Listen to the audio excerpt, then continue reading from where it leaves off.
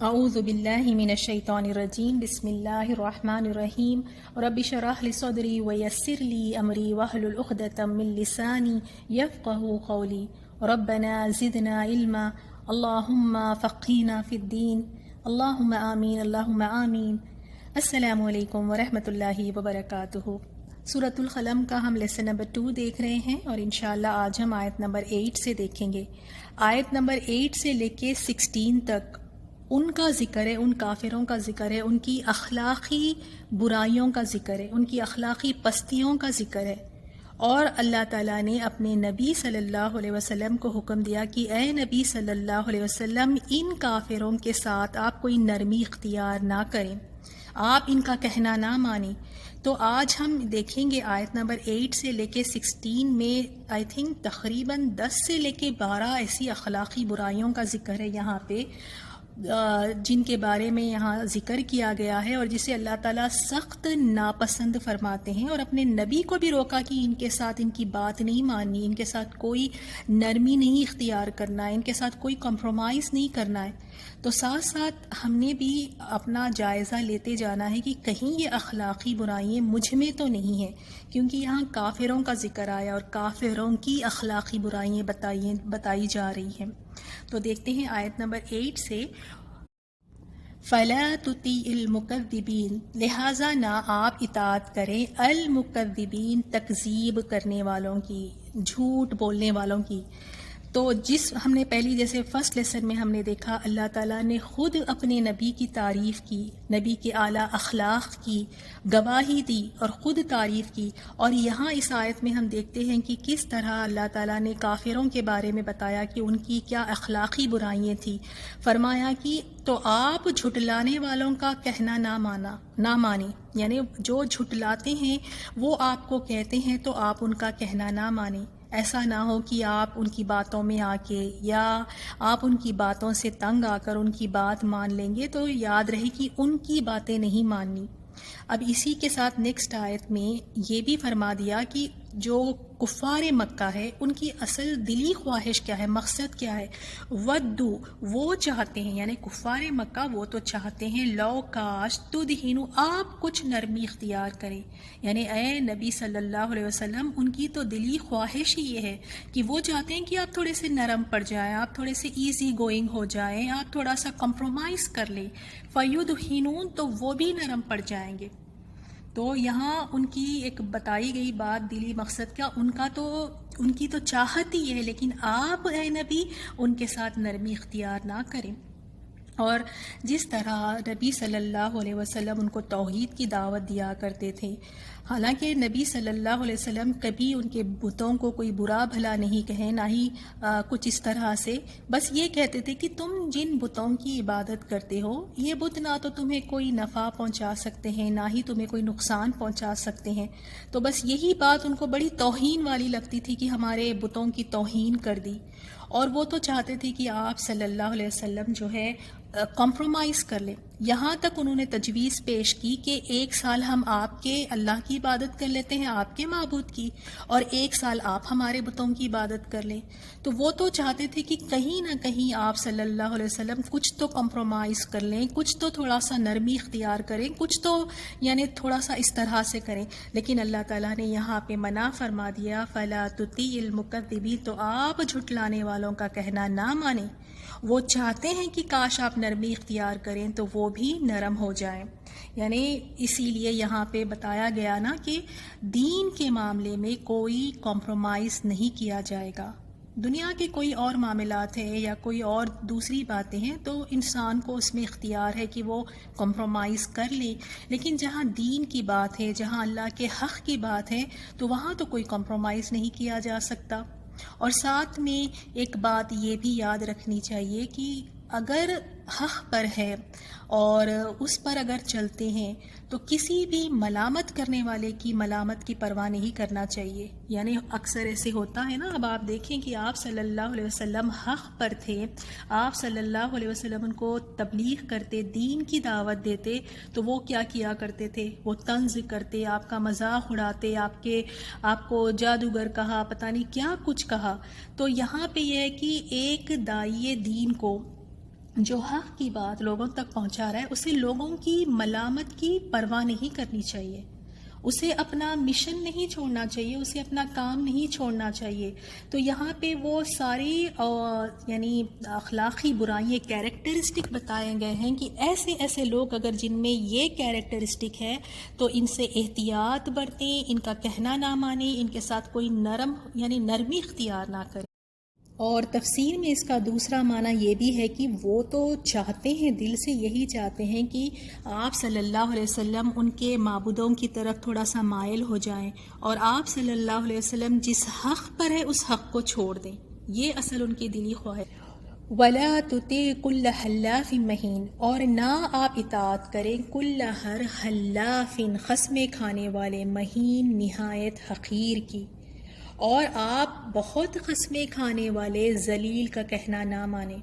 اور جو جھوٹا انسان ہوتا ہے، کاذب جو ہوتا ہے، وہ اپنی کمزوری اور رسوائی کو چھپانے کے لیے جھوٹی قسموں کا سہارا لیتا ہے اور اللہ تعالیٰ کی ناموں کی قسمیں موقع بے موقع کھاتا رہتا ہے، کیونکہ اپنے جھوٹ کو جو اس نے سچ بنانا ہے۔ تو ایسے بھی انسان کی نہ ماننا، یعنی ایسے بھی انسان کی اطاعت نہ کریں، یعنی ایسے بھی انسان کا کہنا آپ نہ مانیں جو زیادہ قسمیں کھانے والا ہے۔ پھر ہم دیکھتے ہیں نیکسٹ آیت میں، ہمازن، جو بڑا ہی عیب جو ہو، یعنی لوگوں میں بس عیب ٹٹولنے کی جس کی عادت ہو۔ اور ابن عباس رضی اللہ تعالیٰ عنہ فرماتے ہیں حماس کا معنی ہے غیبت کرنے والے کے، تو غیبت کرنے والا، جو عیب جو ہو، جو تانے دینے والا ہو، اور مشاء بنمیم، چغلی کھانے والا، یعنی وہ جو لوگوں کی چغلی کھاتا ہو، انہیں ایک دوسرے کے خلاف جو کرتا ہو۔ اور کچھ لوگوں کی واقعی اس طرح کی خصلت ہوتی ہے کہ لڑاتے پھرتے ہیں، یہاں کی بات سنی اور جا کے بتا دیتے ہیں کہ فلاں آپ کے بارے میں یہ کہہ رہی تھی، حالانکہ اتنا بھی نہیں سوچتے ہیں کہ یہ بات بتانے سے دو لوگوں میں فساد برپا ہو سکتا ہے۔ تو اس طرح سے وہ چغلی کھاتے ہیں، لوگوں میں فساد برپا کرتے ہیں، فساد کی نیت سے لوگ بات پھیلاتے ہیں۔ تو اس کے بارے میں تو آپ صلی اللہ علیہ وسلم نے فرمایا کہ چغل خور جنت میں داخل نہیں ہوگا۔ تو ہم تو اسے کوئی اتنی بڑی بات ہی نہیں سمجھتے نا، ہم تو سمجھتے ہیں کہ شاید ہم بڑا لوگوں کا پر احسان کر رہے ہیں، بڑا ہم ان کا بھلا کر رہے ہیں ان کے بارے میں بتا کے کہ دیکھیں بھئی آپ کے بارے میں فلاں اس طرح کی باتیں کر رہی تھی، فلانا آپ کے بارے میں یہ کہہ رہی تھی، اور یہ بھلا تھوڑی ہے، اس سے تو اور فساد برپا ہو جاتا ہے، اس سے تو اور دو لوگوں میں لڑائی جھگڑے ہو جاتے ہیں، دل خراب ہو جاتے ہیں۔ تو بتایا کہ مشاء بنمیم، جو چغلی کھانے والا ہو۔ اور حدیث میں ہے، ابن عباس رضی اللہ تعالیٰ عنہ سے مروی ہے، حدیث میں رسول اللہ صلی اللہ علیہ وسلم کا دو خبروں کے پاس سے گزر ہوا، تو آپ نے فرمایا بے شک ان دونوں کا عذاب ہو رہا ہے، دونوں کو بھی عذاب ہو رہا ہے، اور عذاب کسی بڑے گناہ کی وجہ سے نہیں ہو رہا ہے۔ ان میں سے ایک تو پیشاب کرتے ہوئے، یعنی پیشاب کے خطروں کا خیال نہیں رکھتا تھا، آڑ نہیں کرتا تھا، جبکہ دوسرا چغلی کھاتا تھا۔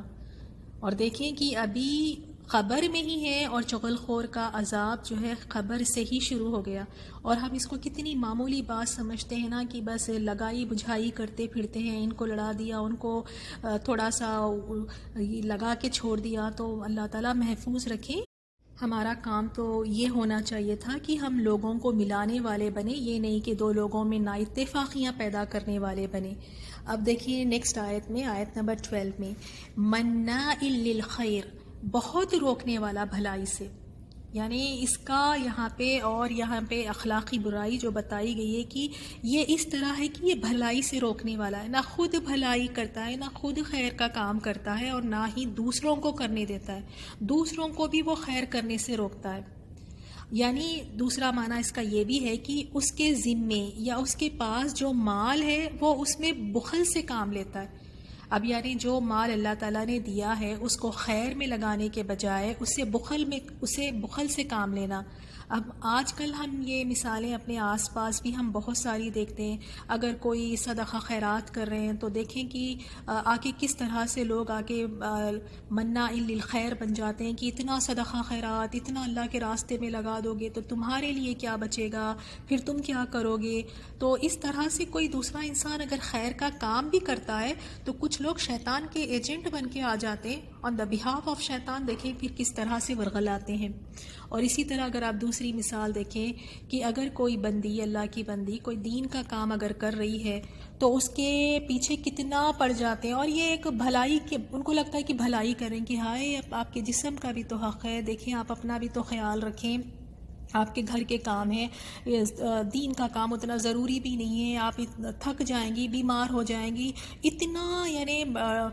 حوصلہ پست کر دیتے ہیں اس انسان کا کہ رہنے دو نا، کیا اتنا کرنا ہے، ضروری تھوڑی نہ ہے. اور یہی اگر کوئی دنیا والا کام کر لے، آپ دیکھیں کوئی عورت دنیا کا کام کرتی ہے تو اس کے تو اتنے تعریفوں کے پل باندھے جاتے ہیں کہ آپ واقعی بھی کیا بات ہے آپ کی، آپ گھر بھی دیکھ رہی ہیں، آپ جاب بھی کرتی ہیں، کیسے کر لیتی ہیں آپ تو اتنی ہارڈ ورکنگ ہیں، آپ تو اتنی محنتی ہیں. تو دیکھیں کہ جب دنیا کے معاملے میں کوئی اس طرح کے کام کرتے ہیں یا خرچے ہوتے ہیں تو وہاں کوئی نہیں آتا بولنے کے لیے. لیکن جہاں خیر کے لیے انسان کچھ کرتا ہے، کچھ اللہ کے لیے، اللہ کے راستے میں کچھ کرتا ہے یا خیر کا کام کرتا ہے، تو دیکھیں کتنے لوگ ہمدرد بن کے آ جاتے ہیں، مناع للخیر بن کے، بھلائی سے روکنے والے.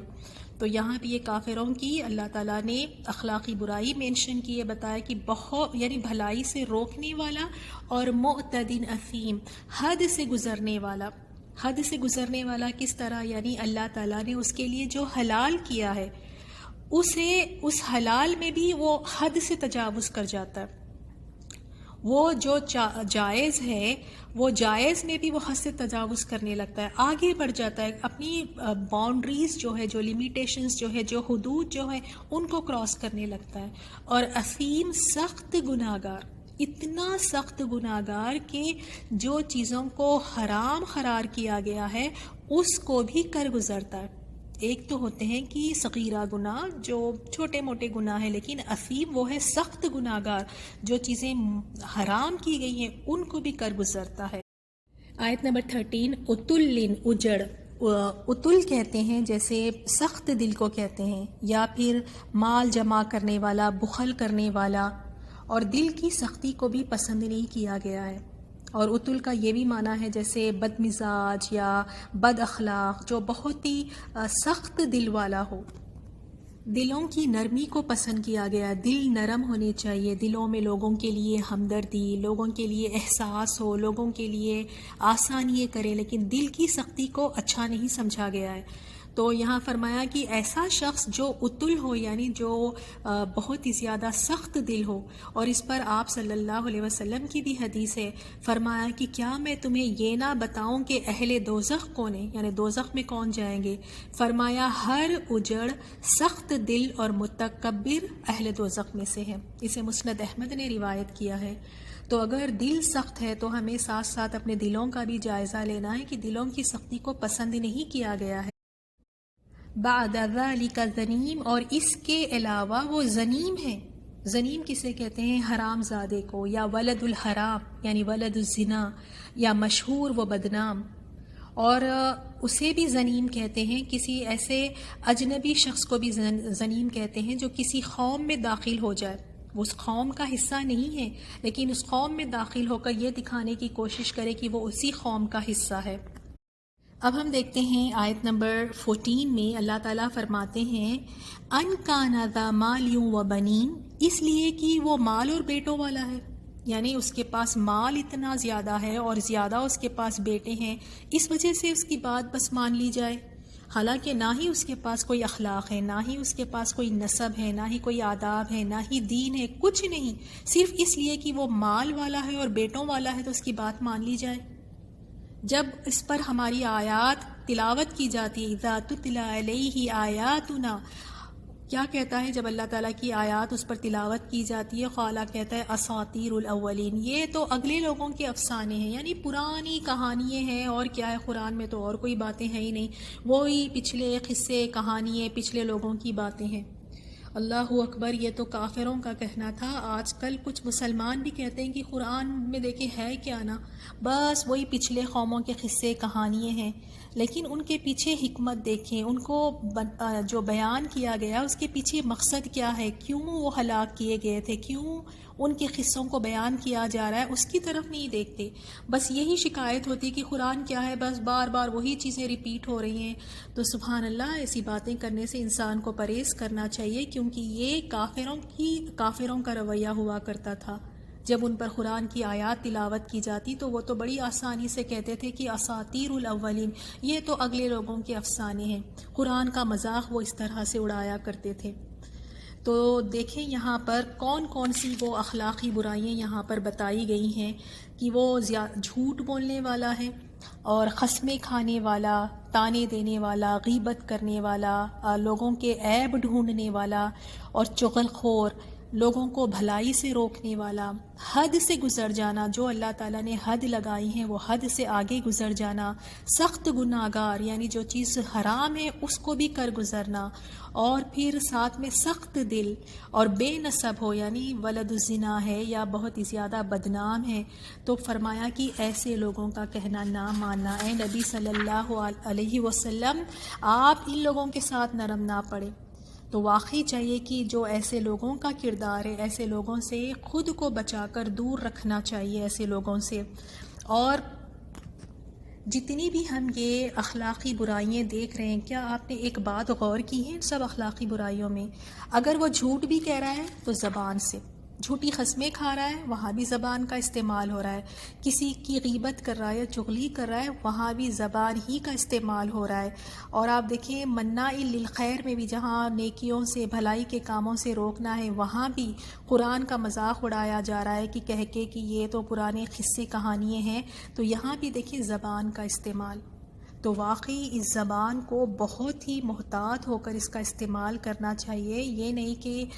اس زبان سے جو مرضی چاہے ہم بولتے جائیں، کیونکہ یہ زبان ہی ہے انسان کو جنت میں لے جا سکتی ہے، یہی زبان ہے جو انسان کو جہنم میں بھی لے جا سکتی ہے. تو پوری کوشش یہی کرنی چاہیے کہ اس زبان سے اگر کوئی الفاظ نکلے تو وہ خیر کے الفاظ نکلیں، ورنہ پھر انسان خاموش ہی رہے، یہ اس کے لیے زیادہ بہتر ہے. سنسیمہ علی الخرطوم، ہم عنقریب اس کی ناک پر داغ لگائیں گے. یعنی اس کے معنی یہ ہے کہ ہم اس کے معاملے کو اس طرح واضح کر دیں گے کہ حتیٰ کہ وہ اسے پہچاننے لگیں گے اور وہ ان سے مخفی نہیں رہے گا. یعنی جس طرح اگر ایک انسان ہے، اس کے ناک پر اگر کوئی داغ لگا ہو تو وہ انسان سب میں نمایاں ہو جاتا ہے، وہ چھپ نہیں سکتا. تو اسی طرح اس کو بھی ہم اس کی ناک پر اس طرح داغ لگائیں گے، یعنی اس کے معاملے کو ہم اس طرح واضح کر دیں گے کہ پھر یہ چھپ نہیں سکے گا. اور دوسرا معنی اس کا یہ بھی بتایا گیا ہے کہ جنگ بدر میں ان کافروں کی ناکوں کو تلواروں کا نشانہ بنایا گیا. اور بعض یہ بھی کہتے ہیں کہ قیامت والے دن جہنمیوں کی علامت ہوگی کہ ان کی ناکوں کو داغ دیا جائے گا، یا اس کا مطلب چہروں کی سیاہی ہے، جیسے کہ کافروں کے چہرے اس دن سیاہ ہوں گے. بعض کہتے ہیں کہ کافروں کا یہ حشر دنیا اور آخرت دونوں جگہ اسی طرح ان کا ہوگا حشر. فلا تطع المكذبين ودوا لو تدهن فيدهنون ولا تطع كل حلاف مهين هماز مشاء بنميم مناع للخير معتد أثيم عتل بعد ذلك زنيم أن كان ذا مال وبنين إذا تتلى عليه آياتنا قال أساطير الأولين سنسمه على الخرطوم. آیت نمبر 17 سے 13 میں ہم دیکھیں گے باغ والوں کے قصے کا بیان ہے. اور یہ باغ والوں کا قصہ جو ہے نا عربوں میں بہت ہی زیادہ مشہور تھا، اور یہاں اللہ تعالیٰ نے یہ قصے کو ایک مثال کے طور پہ بیان کیا ہے کفار قریش کے لیے، کہ ان کو بتایا گیا ہے کہ پہلے بھی باغ والوں کو نعمت دے کر آزمایا گیا، ان کی بھی آزمائش ہوئی، اور یہ باغ یمن کے 2 فرسخ کے فاصلے پر تھا، اور وہ باغ کا جو مالک تھا وہ بڑا ہی ایک نیک عمل یہ کام کیا کرتا تھا کہ وہ جو بھی پیداوار اس باغ سے اس کو حاصل ہوتی اس کو وہ 3 حصوں میں اس کو تقسیم کر لیتا، اور ایک حصہ جو ہے وہ باغ میں ہی لگا دیتا، باغ کی بہتری کے لیے اسی میں لگا دیتا، اسی پہ خرچ کر دیتا، اور دوسرا حصہ جو ہے وہ 1 سال کے لیے اپنے گھر والوں کے لیے ان کے خرچ کے لیے رکھ لیتا، اور باقی کا حصہ جو ہے وہ صدقہ کر دیتا تھا غریبوں اور مسکینوں میں۔ اب جب وہ فوت ہو گیا تو اس کے بیٹوں نے کہا، کیونکہ اب اس کے بیٹے جو ہے وہ وارث بن گئے تھے، تو بیٹے کہنے لگے کہ ہمارا باپ تو بڑا ہی احمق تھا، یعنی بڑا ہی بے وقوف تھا کہ وہ باغ کا جو پیداوار کا ایک حصہ ہے وہ فقیروں پر خرچ کر دیا کرتا تھا، لہٰذا اگر ہم فقیروں کو نہ دیں تو یہ حصہ بھی ہمارا ہو جائے گا۔ اسی قصے کو اللہ تعالیٰ نے یہاں پر بیان فرمایا ہے، اِنَّا بَلَوْنَاهُمْ، یقیناً ہم نے ان لوگوں کی آزمائش کی ہے، کما بلونا اصحاب الجنہ، جس طرح ہم نے باغ والوں کی آزمائش کی تھی، یعنی جس طرح باغ والوں کی آزمائش ہوئی تھی اسی طرح اہل قریش یعنی کفار قریش کی بھی اللہ تعالیٰ نے آزمائش کی۔ اذ اقسموا، جب انہوں نے قسمیں کھائی، اب یہ سارے جو بھائی ہے، جو مالک فوت ہو گیا اس کے بیٹے ہیں، وہ قسمیں کھا رہے ہیں، اور قسمیں کھا کے کیا کریں، لا یسرمنہا، وہ ضرور کاٹ لیں گے، ضرور توڑ لیں گے، یعنی وہ جو پھل ہے اس کو توڑ لیں گے، مصبحین، صبح ہوتے ہی۔ اب یہ پلاننگ کر رہے ہیں کہ ہم ایسے کرتے ہیں کہ صبح سویرے ہی نکل پڑتے ہیں، باغ جائیں گے اور چپکے سے جا کر سارے پھل وہاں سے توڑ لیں گے، تاکہ کسی فقیر کو، کسی سوالی کو، کسی کو غریب کو پتہ ہی نہ چلے اور ہمیں صدقہ دینے کی ضرورت ہی نہ پڑے، کہ ہمیں کچھ صدقہ ہی نہ کرنا پڑے۔ ولا یستثنون، اور وہ انشاءاللہ نہیں کہہ رہے تھے، یعنی انہوں نے قسمیں تو کھائی مگر انشاءاللہ نہ کہا، اسی لیے اللہ تعالیٰ نے پھر ان کی قسموں کو پورا بھی نہیں کیا۔ اللہ تعالیٰ فرماتے ہیں فطافا، تو پھر گیا علیہا، اس باغ پر، طائف، ایک عذاب پھرنے والا، من ربی کا، آپ کی رب کی طرف سے، وہم نائمون، جبکہ وہ سو رہے تھے، انہیں پتہ بھی نہیں یہ سو رہے ہیں، اور اللہ تعالیٰ کی طرف سے ایک ایسی آفت آئی کہ کچھ بھی پھر باقی نہیں رہا۔ وہ ابھی سو ہی رہے تھے کہ آپ کے پروردگار کی طرف سے راتوں رات کوئی پھیرنے والا عذاب اس باغ پر پھر گیا، یعنی ایسی آفت ٹوٹی، فَأَصْبَحَتْ كَالصَّرِيمِ، تو وہ باغ ہو گیا جیسے کٹی ہوئی کھیتی ہو۔ حضرت ابن عباس رضی اللہ تعالیٰ عنہ فرماتے ہیں کہ باغ کا منظر اس طرح ہو گیا جیسے سیاہ رات، اگر آپ دیکھیں بالکل اندھیری رات کس طرح ہوتی ہے، بالکل وہ باغ کا منظر اس طرح ہو گیا، ہر چیز چورا چورا ہو کے خشک ہو گئی، ہر چیز وہاں پر، اور ان کو پتہ ہی نہیں، یہ تو اپنی پلاننگ کر لیے اور یہ سوچ رہے ہیں کہ صبح اٹھیں گے اور فوراً جا کر اپنے پھل کاٹ لیں گے۔ فتنادوا مصبحین، پھر صبح ہوتے ہی وہ ایک دوسرے کو پکارنے لگے، اب یعنی جب صبح ہو گئی تو یہ ایک دوسرے کو آوازیں دینے لگے، ایک دوسرے کو کہنے لگے کہ چلو جلدی سے باغ کی طرف، پھل توڑنا نہیں ہے، پھل توڑنے کے لیے چلو، ان اغدوا علی حرثکم ان کنتم صارمین، وہ کہنے لگی کہ اگر تمہیں پھل توڑنا ہے تو اپنی کھیتی پر سویرے سویرے ہی جا پہنچو۔ جیسے دیکھیں اگر ہم بھی کوئی چیز کی تیاری کرتے ہیں یا کہیں جانا ہو تو ہم کہتے ہیں نا چلو جلدی جلدی کرو ورنہ ہم یعنی پارٹی ختم ہو جائے گی، چلو جلدی کرو ورنہ ایسا نہ ہو کہ پروگرام ختم ہو جائے گا۔ تو انہوں نے بھی اسی طرح ایک دوسرے کو آوازیں لگائی، کہا کہ چلو جلدی، اگر تمہیں پھل توڑنا ہے تو اپنی کھیتی پر سویرے سویرے جا پہنچو، یعنی جلدی کرو۔ فانطلقوا وہم یتخافتون، پھر وہ چل پڑے، یتخافتون، آپس میں چپکے چپکے کہتے جا رہے تھے، چپکے چپکے آپس میں سرگوشیاں کر رہے تھے، آپس میں ایک دوسرے سے باتیں کہہ رہے تھے تاکہ کوئی سن نہ سکے، آپس میں یہی کہ چلو جلدی چلو، ابھی جلدی جا کر پھل توڑ لیتے ہیں۔ لیکن اللہ تعالیٰ تو چھپی ہوئی باتوں کو بھی سن لیتا ہے، اللہ تعالیٰ دل میں آئی ہوئی باتوں کو بھی سن لیتا ہے، اور ان کی یہ چپکے چپکے کہی ہوئی باتوں کو بھی اللہ تعالیٰ نے سن لیا، اور دیکھیں آج ہمیں بھی ان کی یہ باتوں کا یہاں پہ پتہ چل رہا ہے، اللہ تعالیٰ ان آیات کے ذریعے ہمیں بتا رہے ہیں، اور آپس میں ایک دوسرے سے کہہ رہے ہیں کہ اللہ یدخلنها اليوم علیکم مسکین، اور آپس میں ایک دوسرے سے کہہ رہے ہیں کہ یہاں آج باغ میں تمہارے پاس کوئی فقیر ہرگز داخل نہ ہو پائے، یعنی آج کسی فقیر کو یہ موقع ہی نہ دو کہ وہ تمہارے پاس آ سکے، اگر وہ تمہارے پاس آئیں گے تو پھر تمہیں صدقہ دینا ہوگا تو انہیں موقع ہی نہ دو۔ وغدوا علی حرد یعنی بڑی قوت و شدت کے ساتھ وہ کوشش کر کے صبح سویرے نکلے. قادرین یعنی اس حال میں کہ وہ اپنے آپ کو گمان کے مطابق یہ سمجھتے تھے کہ اس باغ پر ان کی پوری قدرت ہے، کیونکہ پھل بالکل تیار ہے، صبح صبح نکل رہے ہیں پلاننگ کے ساتھ. ان کو تھا کہ سب کچھ ہماری قدرت میں ہے، ہمارے قابو میں ہے، تو ہم بس اس کو اتار لائیں گے اور کسی کو کچھ پتہ ہی نہیں چلے گا. لیکن دیکھیں سبحان اللہ، فلما پھر جب رأوہا انہوں نے دیکھا اس باغ کو، قالو تو کہا، انا یقیناً ہم لضالون البتہ راہ بھول گئے ہیں. جب یہ اپنے باغ کے پاس پہنچے تو ان کو لگا کہ نہیں، شاید ہم راستہ بھول گئے ہیں، کہیں اور، ہمارا باغ تو کہیں اور ہے، شاید ہم راستہ بھول کر یہاں پر آ گئے ہیں. کیونکہ جس طرح سے وہ حالات دیکھ رہے تھے اس جگہ کی کہ وہ کس طرح سے تباہ و برباد ہو گئی، ہر چیز وہاں پہ تباہ ہو گئی، کوئی چیز باقی نہیں رہی، تو ان کو یقین ہی نہیں تھا کہ یہ ہمارا باغ کیسے ہو سکتا ہے. ہمارا باغ تو سرسبز، بالکل پھولوں سے پھلوں سے لدا پھدا ہوا ہے، یہ تو بالکل تباہ و برباد ہو گیا ہے، یہ ہمارا باغ نہیں ہو سکتا، شاید ہم راستہ بھول کر یہاں پہ آ گئے. انا لضالون یقیناً ہم راستہ بھول گئے، یقیناً ہم سے ہی بھول ہوئی ہے.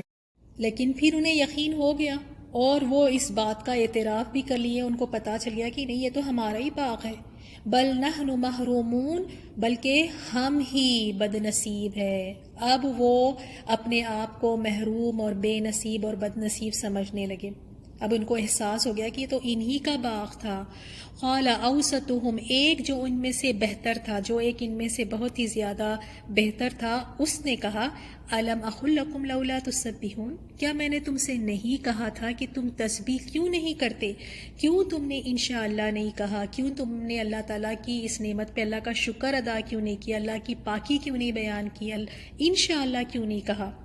اور تفسیر میں یہ بھی آتا ہے کہ اس زمانے میں تسبیح ان کی یہ ہوا کرتی، انشاءاللہ کہنا بھی تسبیح ہوا کرتی تھی. قالو کہا، سبحان ربنا انا کنا ظالمین. تب وہ کہنے لگے، اب جا کے عقل ٹھکانے آئی، کہنے لگے کہ ہمارا پروردگار تو پاک ہے، بے شک ہم ہی ظالم تھے. اب کہنے لگے، اب ان کی عقل ٹھکانے آئی، اب یہ ندامت کا اظہار کرنے لگے، اعتراف کرنے لگے، لیکن اب اس کا تو کوئی فائدہ نہیں تھا. پھر انہوں نے کہا، اِنَّا كُنَّا ظَالِمِينَ کہنے لگے بے شک ہم ہی ظالم تھے. فَأَقْبَلَ بَعْضُهُمْ عَلَى بَعْضٍ يَتَلَاوَمُونَ پھر وہ ایک دوسرے کی طرف منہ کر کے ملامت کرنے لگے، یعنی ایک دوسرے کو ملامت کرنے لگے کہ انہوں نے کیوں اصرار کیا کہ مسکینوں کو پھل نہ دیا جائے، اور اس کا ان کے پاس کوئی جواب ہی نہ تھا، صرف اپنی غلطی کا اور اپنے گناہوں کا اعتراف کرنے کے علاوہ. اور انہوں نے کہا، قالو انہوں نے کہا، یا ویلنا ہائے افسوس ہم پر، ہائے شامت ہماری، ہائے افسوس ہم پر، انا کننا بے شک ہم ہی تھے، طاغین سرکش. اب اعتراف کرنے لگے اور کہا کہ ہم ہی ہے جس نے زیادتی کی، ظلم کیا، سرکشی کی، ہم نے مسکینوں کا حق نہیں ادا کیا، تو آج یہ دن ہمیں دیکھنا پڑ رہا ہے، یہ ہماری خود کی سرکشی کی وجہ سے ہے. آیت نمبر 32. عسا امید ہے، ربنا ہمارا رب، ان یبدلنا کی وہ ہمیں بدلے میں دے، خیرن بہتر منہا اس سے، انا بے شک ہم الی ربنا اپنے رب کی طرف راغبون رجوع کرنے والے ہیں، یعنی ہمیں اس سے بہتر باغ عنایت فرمائے گا. بے شک ہم اپنے رب کی طرف رجوع کرنے والے ہیں، ہمیں اس بات کی امید ہے. کہا گیا ہے کہ انہیں یہ رغبت ہوئی کہ اللہ تعالیٰ انہیں اس دنیا میں ہی بہتر باغ ان کو عطا فرمائے، یا امید ہے کہ اللہ تعالیٰ انہیں آخرت میں اس کا بہتر ثواب انہیں عطا فرمائے گا، اللہ عالم. کذالک العذاب دیکھو عذاب یوں ہی ہوتا ہے، یہ اللہ تعالیٰ کا عذاب ہے. جب انہوں نے فقیروں کو محروم کر دینے کا ارادہ کیا تو اللہ تعالیٰ نے ان سے ان کے اس ارادے کے بالکل برعکس معاملہ کیا. سب کچھ ان کا مال اللہ تعالیٰ نے تباہ و برباد کر دیا. اللہ تعالیٰ نے ان کے سارے باغ کو ہی بالکل اجاڑ کے ختم کر کے رکھ دیا، تباہ و برباد کر دیا، کچھ بھی اس میں باقی نہیں رہا. کذالک العذاب یوں ہوتا ہے اللہ تعالیٰ کا عذاب، اس طرح اللہ تعالیٰ پکڑ کرتا ہے. جب کوئی نعمت دی جائے اور اس نعمت کی شکر گزاری نہ کی جائے، اس پہ اللہ تعالیٰ کی پاکی نہ بیان کی جائے، اگر انشاءاللہ نہ کہا جائے، غریبوں اور مسکینوں کا حق نہ دیا جائے، تو اللہ تعالیٰ کی پکڑ پھر اس طرح آتی ہے. اسی لیے مال میں بخل نہیں کرنا چاہیے، مال میں مسکینوں کا، فقیروں کا، محتاجوں کا بھی حق ہونا چاہیے، یہ اللہ تعالیٰ کی نعمتوں کا شکر ہے۔ وَلَعَذَابُ الْآخِرَةِ أَكْبَرُ لَوْ كَانُوا يَعْلَمُونَ، اور آخرت کا عذاب اس سے کہیں بڑا ہے، یہ تو دنیا کا تھا جو تمہارے لیے نقصان تھا، دنیا کا عذاب، اور آخرت کا عذاب تو اس سے کہیں بڑا ہے۔ لَوْ كَانُوا يَعْلَمُونَ، کاش یہ لوگ جانتے ہوتے، کاش یہ لوگ جانتے ہوتے۔ اور یہ قصہ بتا کر اہل قریش کو، اہل مکہ کو بتایا جا رہا ہے کہ تمہیں بھی ایک عظیم و شان نعمت سے اللہ تعالیٰ نے نوازا ہے، تمہاری طرف بھی اللہ نے اپنے رسول کو بھیجا، اور تم اس نعمت کی شکر گزاری ادا کرتے، اس رسول پر ایمان لاتے، تم نے تو ناشکری کی، تم اس رسول کے خلاف ہو گئے، تم نے اس رسول کی تکذیب کی، اس رسول کے خلاف تم نے جنگ کی۔ اور اسی طرح قریش مکہ پر بھی قحط سالی کا سال آیا تھا، بارش نہیں ہونے کی وجہ سے دانے دانے کے محتاج ہو گئے تھے، یہاں تک کہ مردار تک کھائے، اور پھر یہ عذاب ان پر اللہ تعالیٰ نے اس وجہ سے بھیجا کیونکہ اللہ تعالیٰ کی جو نعمت تھی اس کی انہوں نے ناشکری کی۔ ان آیات سے ہمارے لیے عمل کی بات کہ ہم کیا سیکھیں؟ ہم یہ سیکھیں کہ جتنا بھی اللہ نے ہمیں دیا ہے، تھوڑا ہے، زیادہ ہے، جس درجے پہ بھی دیا ہے اللہ تعالیٰ، جتنا دیا ہے اس میں سے کچھ تھوڑا سا حصہ غریبوں اور مسکینوں کا بھی ہو۔ ہمیں یہ لگتا ہے کہ جب بہت زیادہ ہو تو تب ہم غریبوں اور مسکینوں کے لیے نکالیں گے، لیکن اچھا طرز عمل وہی ہے کہ جتنا دیا ہے اسی میں سے غریبوں کا حصہ بھی نکالیں، ان کو بھی اس میں شامل رکھیں۔ ان آیات کی تلاوت سنیں۔ سبحانک اللہم و بحمدک، نشہد ان لا الہ الا انت، نستغفرک و نتوب الیک۔ السلام علیکم ورحمۃ اللہ وبرکاتہ۔ إنا بلوناهم كما بلونا أصحاب الجنة إذ أقسموا ليصرمنها مصبحين ولا يستثنون فطاف عليها طائف من ربك وهم نائمون فأصبحت كالصريم فتنادوا مصبحين أن اغدوا على حرثكم إن كنتم صارمين فانطلقوا وهم يتخافتون ألا يدخلنها اليوم عليكم مسكين وغدوا على حرد قادرين فلما رأوها قالوا إنا لضالون بل نحن محرومون قال أوسطهم ألم أقل لكم لولا تسبحون قالوا سبحان ربنا إنا كنا ظالمين فأقبل بعضهم على بعض يتلاومون قالوا يا ويلنا إنا كنا طاغين عسى ربنا أن يبدلنا خيرا منها إنا إلى ربنا راغبون